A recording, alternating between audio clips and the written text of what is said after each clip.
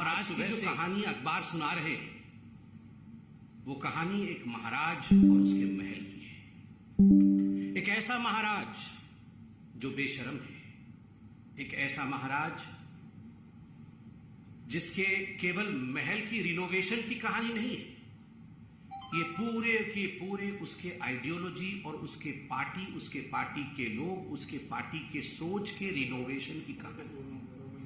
ये वो महाराज है जो न जाने कहां से आवाज निकालते थे और कहते थे, मैं कुछ नहीं लूंगा, मैं घर नहीं लूंगा, मैं बंगला नहीं लूंगा, मैं गाड़ी नहीं लूंगा, मैं लाल बत्ती कार नहीं लूंगा, मैं सरकारी गाड़ी नहीं लूंगा, मैं सिक्योरिटी नहीं लूंगा।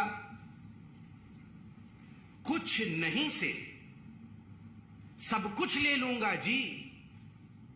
ये उस महाराज के रिनोवेशन की कहानी है। केवल महल का रिनोवेशन नहीं हुआ, महाराज के मानसिकता का रिनोवेशन, कि किस प्रकार से कुछ नहीं लूंगा जी से सब कुछ लूट लूंगा, कुछ नहीं छोड़ूंगा। ये जो परिवर्तन हुआ है, ये उस महाराज की कहानी आज हम बयां करने वाले हैं। याद करिए, दुबले पतले से वो महाराज, डबल एक्सेल का शर्ट और उसके ऊपर ये कलम, जिस कलम में केवल एक बार ही रिफिल भरा गया था। जब 2013 में महाराज ने ये दस्तावेज साइन किए थे, एफिडेविट दिया था, ये महाराज का दस्तावेज एफिडेविट है, एक ही बार इस कलम में रिफिल भरा गया है। आज तक उस कलम में रिफिल नहीं है, वो कलम केवल कपड़े में लगा रहता है, क्योंकि हस्ताक्षर तो मंत्री करते हैं, भ्रष्टाचार का काम करने का काम तो मंत्री करते हैं। महाराज ने एक ही बार हस्ताक्षर किया था और उसमें क्या लिखा था? उसमें लिखा था, मैं शपथ लेता हूं, मैं लाल बत्ती की गाड़ी नहीं लूंगा, मैं शपथ लेता हूं, मैं अपने लिए अनावश्यक सुरक्षा नहीं लूंगा। सुरक्षा बल नेताओं की सुरक्षा के लिए नहीं है, बल्कि आम आदमी की सुरक्षा के लिए होनी चाहिए। नेता को आम आदमी से ज्यादा सुरक्षा नहीं होनी चाहिए। मैं शपथ लेता हूं, मैं बड़ा बंगला नहीं लूंगा, आम आदमी की तरह सामान्य घर में रहूंगा। और बहुत सारी शपथ ली है, एक ही बार कलम का इस्तेमाल करके हस्ताक्षर किया था। महाराज ने शपथ किया था कि मैं शपथ करता हूं, मैं घर नहीं लूंगा। आपको मैं वीडियो भी दिखाऊंगा जिसमें महाराज अरविंद केजरीवाल कह रहे हैं, मैं क्यों घर लूंगा जी, मेरे तो अभी जिस घर में रहता हूं उसमें तो 4-5 कमरे हैं, मैं 4-5 कमरे में ही रहूंगा और सरकार में भी आऊंगा तो 4-5 कमरे से ज्यादा कमरे नहीं लूंगा। और मैं सरकार से भी निवेदन करता हूं कि एक छोटा सा घर मुझे दिया जाए, मुझे कोई बंगला नहीं दिया जाए, मुझे कोई गाड़ी नहीं दी जाए, और ये जो सरकार ने मुझे आवंटित किया है घर, इस घर को सरकार वापस ले ले। इस प्रकार की बातें करते थे। और आज मैं उस महाराज की हवस जो ऐसो आराम के लिए है, ऐसो आराम के लिए जो इस महाराज की हवस है, उसके हवस की कहानी सुनाऊंगा कि पैसे और ऐशो आराम के लिए किस प्रकार का इसका हवस है। मीडिया ने बताया है कि 45 करोड़ रुपए खर्च करके अरविंद केजरीवाल जी की जो सरकारी बंगला है उसका रिनोवेशन किया गया है। 45 crore rupees have been spent for the renovation of the bungalow of mister Arvind Kejriwal. इस 45 करोड़ रुपए को अगर हम देखें कि किस प्रकार से खर्च किया गया है, जो सिविल लाइन उनका सरकारी बंगलो है फ्लैग स्टाफ रोड में, आपको जान के आश्चर्य होगा। इसमें पर्दे की एक कहानी है, इसमें टाइल्स की एक कहानी है, इसमें मेटल फिटिंग्स की एक कहानी है, इसमें किचन की अपनी एक कहानी है। और ये सारे पर्दे, फिटिंग्स, इलेक्ट्रिकल लाइटिंग्स, टाइल्स, ये चिल्ला चिल्ला कर कह रहे हैं कि we are of the most superior quality, हम सबसे सुपीरियर क्वालिटी के हैं। और आज मैं आपके सामने वो दस्तावेज, तमाम दस्तावेज दिखा रहा हूं, जो दस्तावेज महाराज अरविंद केजरीवाल जी के घर की रिनोवेशन की कहानी को बयां करते हैं। आप ध्यान से इन दस्तावेजों को देखें। इन दस्तावेजों में एक एक पर्दे के रकम को, एक एक गैजेट के रकम को बयां किया गया है। एक एक टाइल्स कहां से किस देश से मंगाई गई, उसकी कहानी इस दस्तावेज में मौजूद है। और मैं दस्तावेज के कुछ अंश, दस्तावेज तो बड़े हैं, कुछ अंश आपको दिखाऊंगा। आप देखिए इसमें क्या लिखा हुआ है। Superior quality tiles, superior quality ornamental work, superior quality flooring, सब कुछ सुपीरियर क्वालिटी। इंफीरियर नहीं होना चाहिए जी। ये इंफीरियर क्वालिटी तो आम आदमी की कहानी है। मैं तो महाराज हूं, सब कुछ सुपीरियर होना चाहिए। किचन के रिनोवेशन के लिए किस प्रकार करोड़ों के खर्च हो रहे हैं वह भी इसमें बयां किया गया है कि केवल किचन के लिए कितने करोड़ों के खर्च है। अब मैं आपके सामने एक एक करके कहानी बयां करूंगा। पर्दे की कहानी। पर्दे में रहने दो, पर्दा ना उठाओ। पर्दे में रहने दो, पर्दा ना उठाओ। पर्दा जो उठ गया तो भेद खुल जाएगा। मगर मैं धन्यवाद देता हूं मीडिया का, पर्दा आखिरकार उठ ही गया। और एक एक पर्दा ये 8 लाख रुपए के 23 पर्दे, 23 पर्दों का ऑर्डर दिया गया। 8 पर्दे लगा दिए गए, 15 पर्दे बाकी है। मुझे तो ये प्रेस कॉन्फ्रेंस करते हुए भी बड़ा अजीब लग रहा है कि पर्दों के ऊपर प्रेस कॉन्फ्रेंस हो रहा है। अगर पर्दे भी तो कोई साधारण पर्दे नहीं है, महाराज के पर्दे। पहला पर्दा, उसका रकम लिखिए आप, 5,05,087 रुपीज, ये पहला पर्दा। दूसरा पर्दा 6,22,340 रुपया का है। तीसरा पर्दा 5,59,162 रुपीज। चौथा पर्दा, और ये सबसे महंगा पर्दा है, 7,94,062 रुपए का। 7,94,000, गलती से मैंने 62 बोल दिया, 71, मतलब कुल मिलाकर के ये एक पर्दा लगभग 8 लाख रुपए का है, सबसे महंगा पर्दा है। पांचवा पर्दा 3,57,291 रुपीज। छठा पर्दा 5,84,594 रुपीज। सातवां पर्दा 6,09,13 रुपया का। और आठवां पर्दा जो सस्ता है 3,92,247। ये सबसे सस्ता पर्दा इसमें है, ये पांचवा पर्दा है जो 3,57,291 का, ये सबसे सस्ता है। बाकी तो सब बहुत ही महंगे हैं। 8 लाख के पर्दे।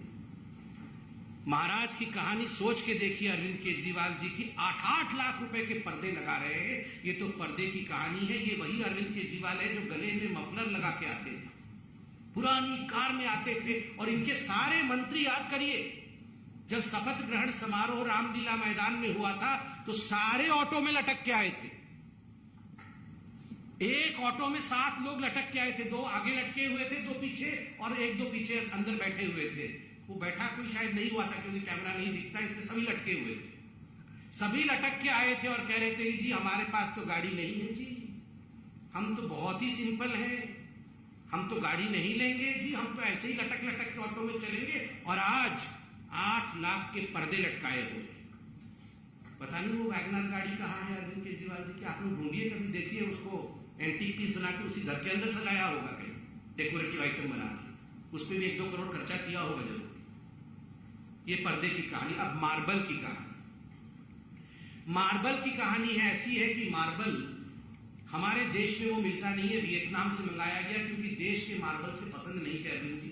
स्पेशल ऑर्डर देके मंगाया गया क्योंकि ये ऑर्डर हिंदुस्तान में नहीं पूरी हो सकती थी, तो वियतनाम से मंगाया गया है। और कुल 1,15,00,000 से अधिक के मार्बल अभी तक लगे हैं।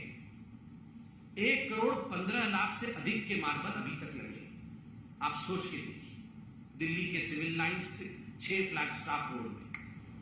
बंधुगण, pre fabricated artistic wood panel, केवल ये रंगाई लिपाई करके अगर दीवार बन जाए, जिसको हम लोग घरौंदा कहते हैं, इस घरौंदे में तो रह नहीं सकते थे अरविंद केजरीवाल। तो प्री फैब्रिकेटेड वुडन वॉल्स, ये साधारण दीवारें नहीं होनी चाहिए, वुडन वॉल्स प्री फैब्रिकेटेड, तो उस पर खर्च किया गया 4,37,37,000। लगभग 5 करोड़ रुपए आपने केवल दीवारों पे वुड लगाने के लिए खर्च कर दिया है। क्या आलीशान बड़े बड़े राजे महाराजे, वो भी अब सर झुका करके खड़े होंगे, जय हो अरविंद केजरीवाल जी की, आप तो हम सबके पिताजी निकले। मतलब हमारे दीवार पर भी इस प्रकार का सामान नहीं लगा हुआ था जो आपने लगाया। महाराज अरविंद केजरीवाल चक्रवर्ती, मतलब ऐशो आराम में चक्रवर्ती सम्राट निकले। फिर प्री फैब्रिकेटेड आर्टिस्टिक स्टोन, केवल ये वुडन पैनलिंग लगाने से खुश नहीं हुए। आर्टिस्टिक स्टोन्स जो हम लोग सुनते थे कि महलों में वो रत्न अलंकार जड़ित होते थे, उस प्रकार से आर्टिस्टिक स्टोन वर्क किया गया, जिसमें 58,58,555 रुपए, 58,58,555 रुपीज ये स्टोन्स, प्री फैब्रिकेटेड स्टोन्स लगाने में खर्च हुआ। तो आप सोच के देखिए, 5-6 करोड़ की दीवारें अरविंद केजरीवाल जी ने बनाई है। और तो और decorative pillars, railings, metal decorative pieces पे लाखों खर्च किए गए। बंधुगण, कुल मिलाकर के ये सब 45 करोड़ रुपए का खर्च करके, मगर अभी इस कहानी का सबसे दर्दनाक मोड़ जो मैं आपके सामने रखने वाला, the most pathetic issue as far as the renovation of this whole महल of Arvind Kejriwal ji is concern, कि ये उस समय रिनोवेट हो रहा था जब कोरोना की महामारी से पूरे दिल्ली में हाहाकार मचा हुआ था। मैं डेट के साथ आपको पूरा पीस रखूंगा, आपके सामने पूरे आंकड़े रखूंगा।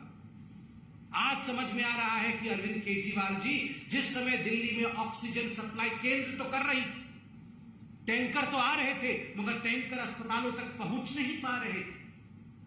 क्यों लोगों को, आम आदमी अपने घर बेच रहा था इलाज के लिए, क्योंकि अरविंद केजरीवाल जी अस्पताल में बेड नहीं दे पा रहे थे। उस समय अरविंद केजरीवाल जी अपने महल के रिनोवेशन में व्यस्त थे। 1 सितंबर 2020 जब कोविड का पहला चरण, पहला वेव चल रहा था, तब रिनोवेशन के लिए 7,91,00,000 रुपए सैंक्शन किए गए। 8 जून 2021 को जब ऑक्सीजन सिलेंडर के लिए दिल्ली में हाहाकार मचा हुआ था, उस समय 1,64,00,000 रुपए अरविंद केजरीवाल जी के महल के रिनोवेशन के लिए सैंक्शन किया गया। 22 अक्टूबर 2021 को जब कोविड का विषय पूरा चल रहा था, उस समय 9,09,00,000 रुपए सैंक्शन किए गए। 30 दिसंबर 2021 को 5,73,00,000 रुपए सैंक्शन किए गए, मगर ये कम पड़े, इसलिए 8 करोड़ रुपए और देने पड़े और 8 करोड़ खर्च हुआ। और 29 दिसंबर 2020 को 9,34,00,000 रुपीज, 9,34,00,000 रुपया ये सैंक्शन किया गया महल के रिनोवेशन के लिए। आप सोच के देखिए, आप सोच के देखिए किस प्रकार का ये विलासिता की कहानी है। जब लोग कोरोना के हाहाकार से परेशान थे, जीवन त्याग रहे थे, अपने घर बेच रहे थे, उस समय अरविंद केजरीवाल जी अपने महल को रिनोवेट कर रहे थे। और बंधुगण, यहां पत्रकार बैठे हैं, मैं सभी पत्रकारों को हाथ जोड़ के आज धन्यवाद दूंगा। ये धन्यवाद बीजेपी की तरफ से। कुछ खबर हम भी रखते हैं, हमें भी खबरें आती है। केवल अरविंद केजरीवाल जी को एसीबी, ईडी, आईबी ये सारे लोग फोन करते हैं, बताते हैं, हमें भी कुछ लोग फोन करते हैं। कल लोगों ने बताया हमें कि जब से ये दस्तावेज आए हैं, तब से अरविंद केजरीवाल जी ने सभी पत्रकारों, जो प्रमुख टीवी चैनल, उनके संपादकों को फोन किया है, उन्हें कहा है कि आप ये न्यूज मत चलाइए। और 20 करोड़ से 50 करोड़ रुपया तक ऑफर किया गया है चैनलों को कि आप 20 करोड़ रुपया लीजिए, नहीं तो हम 50 भी देने को तैयार है। मगर मैं धन्यवाद देता हूं, आज सभी अखबारों ने इसको प्रमुखता के साथ छापा। आज सभी चैनल इसे प्रमुखता के साथ रख रहे हैं। ये अपने आप में एक बहुत बड़ी बात है। ये दिखाता है कि किस प्रकार से हिंदुस्तान की मीडिया सच्चाई को आगे रखने में हम सब के लिए एक उत्कृष्ट काम करती है। और अब जरा सुनिए महाराज की जुबानी कहानी। छोटा सा, छोटी सी औकात है।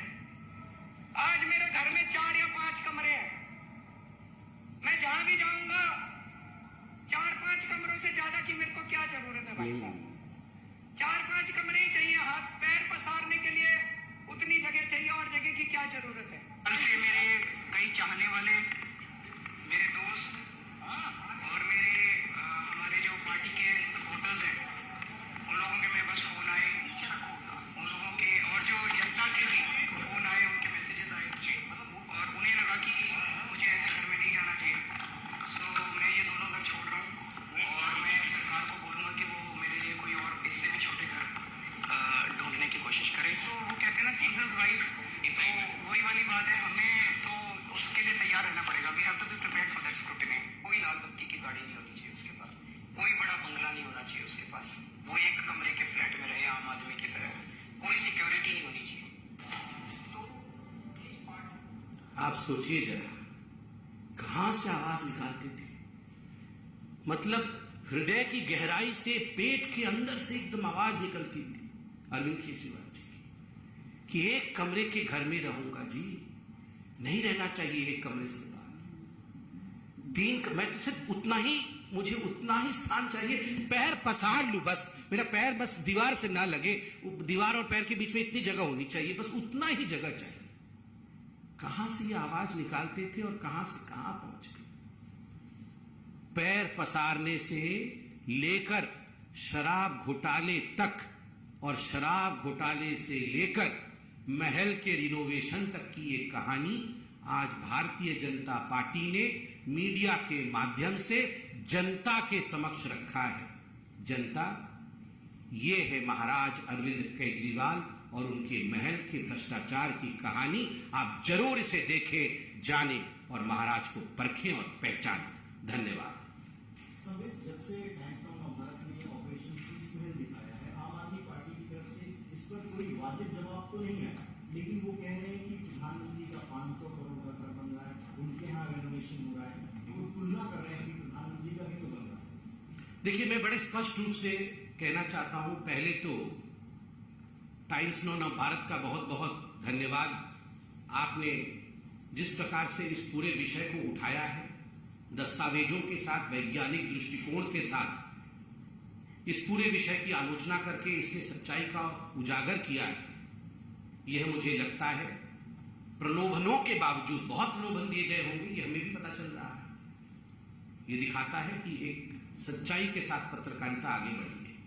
दूसरी बात है, स्वाभाविक है, अरविंद केजरीवाल जी और आम आदमी पार्टी, उनके पास कोई जवाब नहीं होगा तो वो इसी प्रकार का जवाब देंगे कि प्रधानमंत्री गाड़ी में क्यों चलते हैं, प्रधानमंत्री घर में क्यों रहते हैं, ये सेंट्रल विस्ता क्यों बनता है, ये इसी प्रकार का जवाब देंगे। सेंट्रल विस्ता किसी की प्रॉपर्टी नहीं है, सेंट्रल विस्ता देश की प्रॉपर्टी है, ये हमारी देश की शान है। और अरविंद केजरीवाल वो व्यक्ति हैं जिन्होंने बच्चों की कसम खाई थी, जिन्होंने ये कहा था कि हम एक कमरे में रहेंगे। मैंने आपको सुनाया, हम राजनीति बदलने आए। जो राजनीति बदलने आते हैं वो 8 लाख के पर्दे के तले छुप के नहीं रहते हैं, वो 45 करोड़ का महल नहीं बनाते हैं। बहुत बहुत धन्यवाद। How exactly the Aam Aadmi Party is reacting, but the question that is being asked by our channel and our network is that at the time when Delhi was reeling under the COVID wave and people were dying, this all was being done and people were dying due to lack of beds, lack of oxygen. So the timing is also being questioned. Now, of course, that's the reason as to why in our press conference we have addressed the timing. That during the corona, in fact, especially during the first wave and the second wave, while people in fact were in a very dire situation, people were in want of oxygen, despite the fact that the central government was sending them adequate liquefied oxygen, these oxygens could not find their route to the various hospitals. We are aware as to how people died in hospitals in Delhi. Oxygen was present, but oxygen could not be supplied because the Aam Aadmi Party and its chief, Maharaja Arvind Kejriwal, was busy in renovation of his house. So it's but natural these are questions which would be asked by the public, and I'm sure Mr. Arvind Kejriwal would be, through a press conference, answering these questions. We dare the Aam Aadmi Party to immediately take up this challenge of answering us. It's almost going to be 10 now. We dare that you should hold a press conference by 10 and you should address all the relevant questions that have been put to the fore by the media as well as Bharatiya Janata Party and the people of Delhi and this country.